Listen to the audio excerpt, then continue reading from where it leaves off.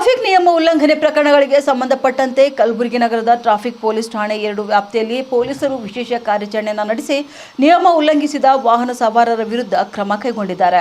ASI Shivananda Baburao Rathod ಹಾಗೂ ಸಿದ್ದು ಬಿರಾದಾರ್ ನೇತೃತ್ವದಲ್ಲಿ ನಡೆದಂತಹ ಕಾರ್ಯಾಚರಣೆಯಲ್ಲಿ ಒಟ್ಟು 24 ಟ್ರಾಫಿಕ್ ಪ್ರಕರಣಗಳು ದಾಖಲಾಗಿದೆ.